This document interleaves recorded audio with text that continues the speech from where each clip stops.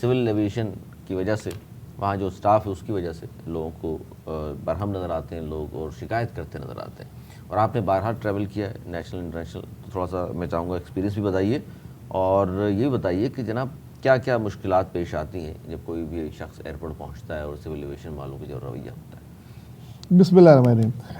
अली, जब कोई मुसाफिर बाहर जा रहा होता है, 3-4 किस्म के मुसाफिर होते हैं। एक तो फ्रीक्वेंट ट्रैवलर होते हैं जो बिज़नेस के लिए जा रहे होते हैं, एक जो है नेकऑफ वाले होते हैं जो एक्स पाकिस्तानी है वहाँ रहते हैं, कुछ फॉरेन नेशनल्स होते हैं, स्टूडेंट्स भी होते हैं, और बहुत बड़ी तादाद वो है जो बैनुल मुल्क पाकिस्तान के लिए ज़र मुबादला कमाने जा रहे होते हैं।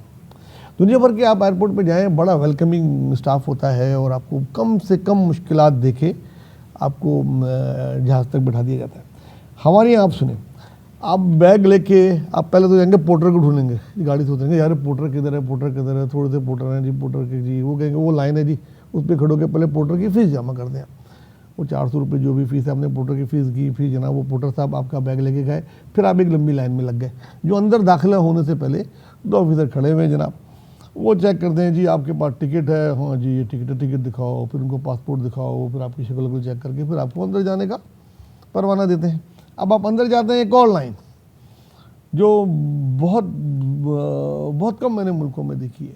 अब आपके बैग जो हैं वो उस मशीन में से गुजरते हैं, ऐसा लगता है पुलिस रात में से गुजर रहे हैं जना। वो बैग गुजर गए, पोर्टर ने रखे, फिर आपकी जामे तलाशी पूरी तरीके से होती है, फिर आप अंदर चले जाते हैं। फिर वो जो बैग खुशकिस्मत है कि नहीं खुला, उन्होंने अक्सर वो बैग खोलते हैं जी, इस बैग में कोई मुश्किल खोल लेते हैं, जनाब वो आपका सामान अमान खुल गया जनाब, जो आपने घर में बड़ी मुश्किल से पैक करके रखा होता है खुल गया सॉरी।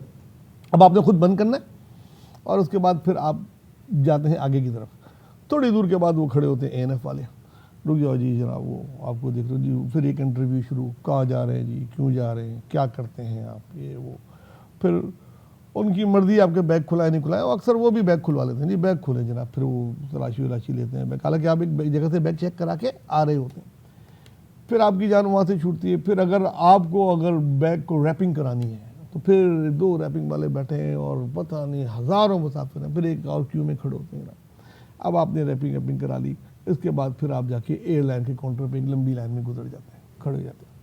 अगर आपका बिजनेस क्लास का टिकट है, अगर आप बहुत खुशकिस्मत है तो वो छोटी लाइन है, अदरवाइज़ पूरी एक लाइन चल रही है यूँ उसकी तरह, और वो मुसाफिर उसमें खड़े हैं। ज़्यादा डेस्क होनी चाहिए एयरलाइन की, बहरहाल चलो नहीं है। उसके बाद जनाब आपको अल्लाह अल्लाह करके बोर्डिंग कार्ड मिल जाता है।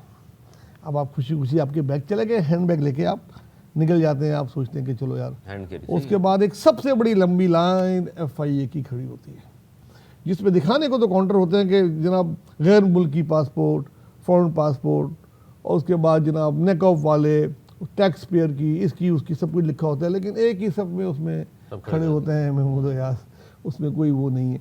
और आप यूँ एक बल खाती लाइन में फिर जाते हैं। अब आपका जब भी नंबर आता है आप फ़ौरन उस पर चले जाएँ, जिस पे चले जाएँ, कोई वो नहीं है, चले जी खड़े हो गए। वो तवील थका देने वाली एक लाइन होती है, टाइम कंज्यूमिंग होती है। रवैया कैसा होता है सिविल वालों का? जो रवैया की बात मैं बाद में करूँगा, आपको बताऊँगा रवैया की, अभी तो मैं आपको प्रोसीजर बता रहा हूँ जिस सबसे गुजरना पड़ता है। अब जनाब FIA वाले की लाइन में जब आपका नंबर आता है तो जनाब आप खड़े हो, मुस्कराए, तस्वीर खिंचाए, चलो ठीक है, ऑलराइट। उसके बाद जनाब एक सवाल और जवाब का इम्तहान शुरू होता है। वो आपकी ड्रेसिंग भी देखते हैं, आपके पासपोर्ट पर ट्रैवलिंग भी देखते हैं, उस लिहाज से वो आपको करते हैं। किसी की कोई पहली दफ़ा जा रहा है तो जनाब वो उसको साइड में बैठ जाओ। एक मैं अपना तजुर्बा बताऊँ, मैं हमारा एक स्टाफ था, वो बाहर जा रहा था अपॉइंट होकर मेरे दूसरी कंपनी में, उसकी सारी चीज़ें मैंने कराई, उसका प्रोटेक्टर करा दिया, और उसका जो बिज़नेस कॉन्ट्रैक्ट था, passport, visa, OK to board एक नहीं हमारे यहाँ है, वो भी करवा के दे दिया, सब चीज़ें थी जनाब। मगर जनाब वो FIA ने बोला जी आप बैठ जाएं। अब किसी को बिठा दिया ना, और उसके सामने मुसाफिर जा रहे हैं, उस बंदे की तो जान निकली हुई है कि भाई मैं किधर हूँ, अब मैं ना रह जाऊँ, जाहिर है। अब अगर मुझको उन्होंने जो है ऑफलोड किया तो मैं नो शो हो गया, लाखों रुपए का टिकट भी किया, ये भी किया, कई ख्यालात आ रहे होते हैं, बेचारा फ़ोन भी घुमा रहा होता है।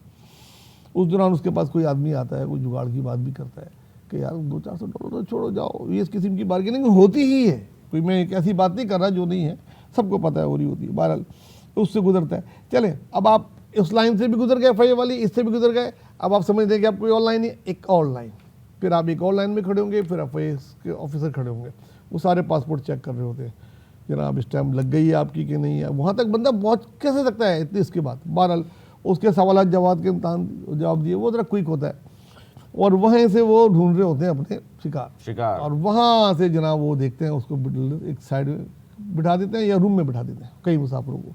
जो बेचारा बैठ गया वो ऐसा लग रहा होता है पता नहीं कौन मशकूक बैठा है, बाकी मुसाफिर जा रहे हैं। चलें जी, उस लाइन से गुजर गए, आप समझ रहे कि आप चले गए, अभी भी आप नहीं गए, अभी भी सिविलाइजेशन आने की मेहरबानी बहुत बाकी हैं। फिर आप जाएंगे, जो आपका हाथ में एक हैंडबैग रह जाएगा ना, फिर आप उसमें से गुजरेंगे।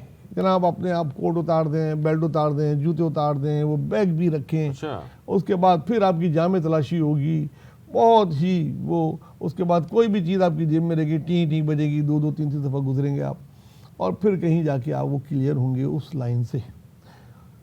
उसके बाद आप जाके कहीं बैठेंगे एयरलाइन के अब वो उधर फिर बोटिंग कार्ड चेक होगा, आप जहाँ से बैठेंगे। तो कितनी लाइनों से गुजरना पड़ता है, इसमें एक आध लाइन में से रह भी गई होगी हो सकता है। अब और उसके बाद जो रवैया है सिविल एविएशन वाला का, वो ऐसा है उनका कि आपके साथ कैसे आप पता नहीं कोई जुर्म करने जा रहे हैं या आप पता नहीं क्या करने जा रहे हैं, या तो उनको उनकी ट्रेनिंग या उनको बोला गया कि हर आदमी जो जा रहा है वो मशकूक है। हालांकि आपके मुल्क के लिए ज़र मुबादला कमाने जा रहे हैं मैक्सिमम लोग, वो लोग हैं जिसकी वजह से पाकिस्तान डिफ़ॉल्ट होने से बचा है। यार वो बाहर जाके पैसा लाते हैं, आपको कितना टैक्सेस एयरपोर्ट में है, आपको पता है एक टिकट पे कितने टैक्सेस देके वो जा रहे होते हैं। उनको साथ तो वो सलूक होना चाहिए जो किसी वीआईपी के साथ होता है। और सोने पे सुहागा जब हम देख रहे होते हैं, हम क्यू में खड़े हैं तो कोई एक वीआईपी आते हैं या किसी के साथ कोई प्रोटोकॉल वाला आता है, वो सब चीज़ों को बाईपास करता है, वो जब जा रहा होता है ना, तो अली मैं आपको बता नहीं सकता कि वो फिर क्या गुजरती है। और अगर किसी ने इंश्योर कर दिया तो अक्सर आपने सोशल मीडिया पे देखा होगा कि कुटाई भी लगा देते हैं। अंदाजा करें आप, फैमिली मौजूद है, बच्चे मौजूद हैं, उनके सामने तस्लील अलग हो रही है और हाथापाई अलग हो रही है। हाथापाई अलग, और जिस तरीके से उनका सलूक है बात करने का, औरतों से, बच्चों के सामने और मर्दों से, मतलब इंतहाई कितने ही हमने देखे मज़ेदार शहरी वहाँ जलील होते हुए, तस्लील उनकी की जा रही होती है। अब इन चीज़ों से गुजरना करके भेजना, ये अब क्या कर रहे हैं। जब वो आप सोचें, जब वो बाहर जाते हैं, आला काम को नोटिस भी लेना चाहिए। यानी मंसूरी साहब क्या कहेंगे आप, आपका भी तजुर्बा रहा बरमूल जाने का, जो बात कर रहे हैं नवाज़ साहब, बहुत सारे लोग ये शिकायत करते नज़र आते हैं, आप बताइए।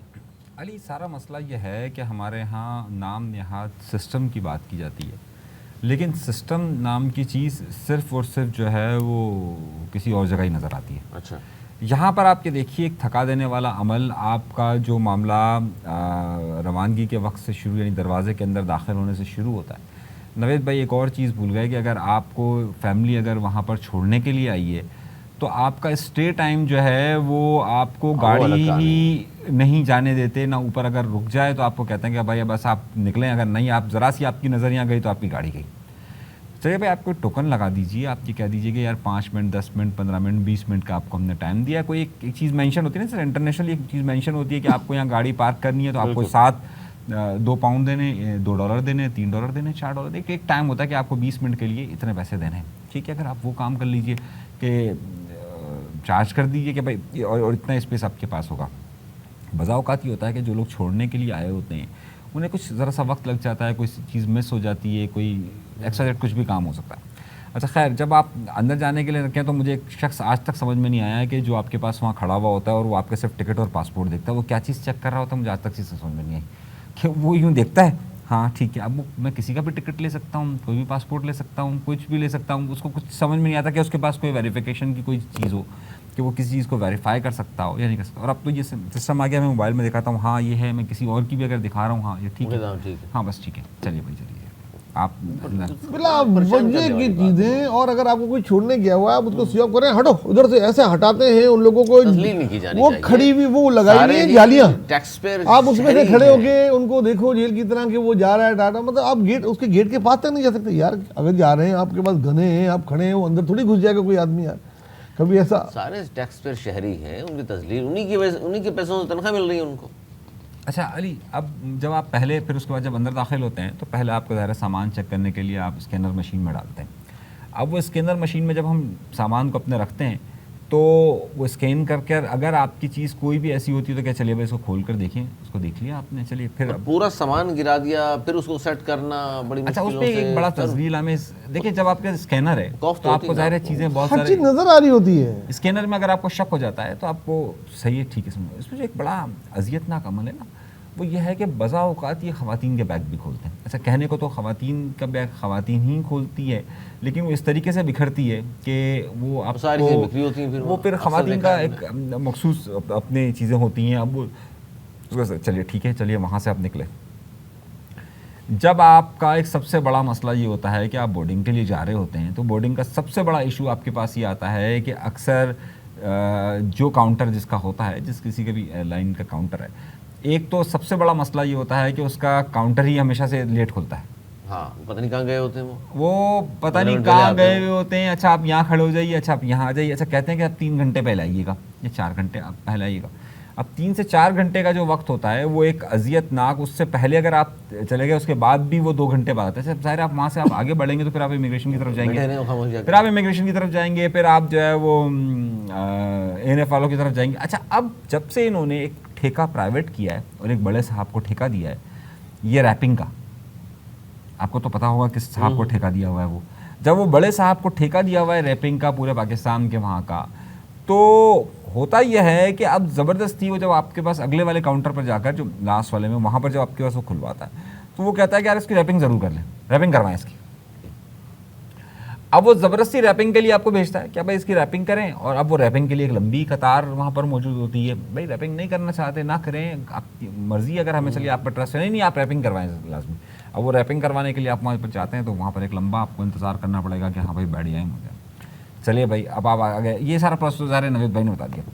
असल सवाल यह है कि मैं जो ये बात देख रहा हूँ कि उसमें जो वहाँ पर स्टाफ मौजूद होता है भाई का, आप ये देखिए कि बहुत सारे लोगों को, हमारे बहुत सारे लोग ऐसे हैं कि जिनके नाम किसी का, ख़ासतौर पे हमारा तो क्योंकि सियासत और इससे मालूम बिजनेसमैन कम्युनिटी का, अक्सर लोगों के FIR और दीगर वजूहत की वजह से उन्हें मालूम ही नहीं होता कि उनका नाम ब्लैक लिस्ट में है, स्टॉप लिस्ट में, स्टॉप लिस्ट या में है ACL में। या ECL में। वहाँ पता चलता जाएगा। वहाँ जाकर मालूम होता है कि भाई आपका नाम किस आप चीज़ परवाज़ में नहीं कर शामिल है।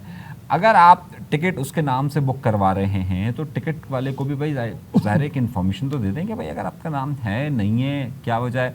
बज़ा औक़ात ये होता है कि किसी और नाम के शक में, अरे भाई उसी को एक मैसेज कर दें, वो जिसको वो एयरपोर्ट जाए, क्यों पता चलेगा उसको? कितना उसको वो भी नुकसान हम घर होता में है मौजूद है, टिकट उसको एक बुक का। मैसेज क्यों नहीं आता कि यार आपका नाम डला हुआ है एग्जिट कंट्रोल लिस्ट में? अच्छा अब मैं इसी प्रोसेस की बात कर रहा हूँ। अच्छा, अब इस सारे थका देने वाले प्रोसेस में आप चीज़ों को ज़रा जल्दी कर दीजिए, ज़रा सा प्रोसेस को ज़रा सा स्पीडली कर दीजिए।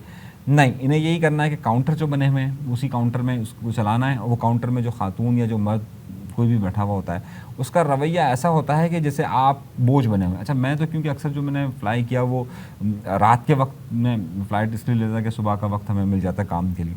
अगर आप वहाँ रात की फ़्लाइट लेते हैं तो आपको अक्सर स्टाफ जो है ना वो ऐसे मिलेगा कि जैसे वो बोझ बने हुए हैं आप, कार्ड खाने को दौड़ता है, वो बोझ बने हुए हैं आप उनके ऊपर, और वो कार्ड खाने को वाला नहीं दौड़ा है। होता है। पता नहीं तालीम भी क्या है क्या नहीं, लेकिन बहरहाल रवैया भी अच्छा नहीं है, अखलाकियात नाम को नहीं है, हमने नोट किया सर ये।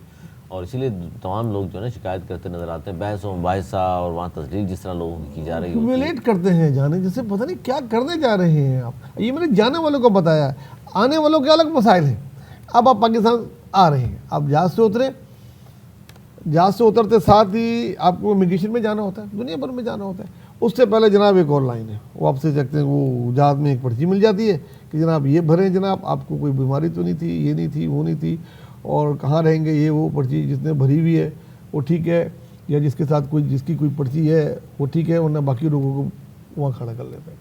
अब उसके बाद फिर वही कोई काउंटर नहीं है गैर मुल्कियों के लिए या उसके लिए, सब जिस लाइन में खड़े हो जाओ जनाब, खड़े हो जाओ, फिर उससे गुजर के जाएं, फिर एक और बंदा खड़ा हुआ है, वो पासपोर्ट में एक चीज़ लग के देता है, फिर वो चेक करता है दोबारा सारी चीज़ें, वहाँ तस्वीर कुछ के फिर जाते हैं, फिर एक लंबा इंतज़ार बैग का।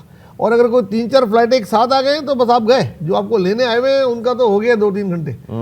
जनाब 3 फ्लाइटें आ गई ना तो समझ लो एयरपोर्ट वालों के हाथ पैर फूल जाते हैं। फिर आपका कई टाइम के बाद वो जी आपका बैग आता है, फिर आप बैग से जा रहे होते हैं, फिर आपको कोई रोका जाता है, बैग का टैग चेक किया, ये चेक किया, फिर एक और पुलिस रात मशीन से गुजारा जाता है आपका बैग। वहाँ भी कोशिश होती है कि बैग कम से कम खुलवा लें किसी तरीके, वो कस्टम वालों से ताल्लुक़ पड़ता है, जाते भी पड़ता है कस्टम से भी, ANF से भी, आते भी इन सब का पड़ता है। इन सब चीज़ों से गुजर के कहीं आप बाहर आते तो इनका आसान बनाइए, लोगों की तस्लील मत कीजिए, लोगों पे एहसान मत जताइए। तनख्वाह भी लोगों के टैक्स से ही मिलती है आपको, और इसमें तमाम जो पाकिस्तानी शामिल हैं या गैर मुल्की भी जो आते हैं, ज़ाहिर है फिर अच्छा एक इम्प्रेशन उनके ऊपर नहीं जाता। इस पर ज़रूर तवज्जो देनी चाहिए।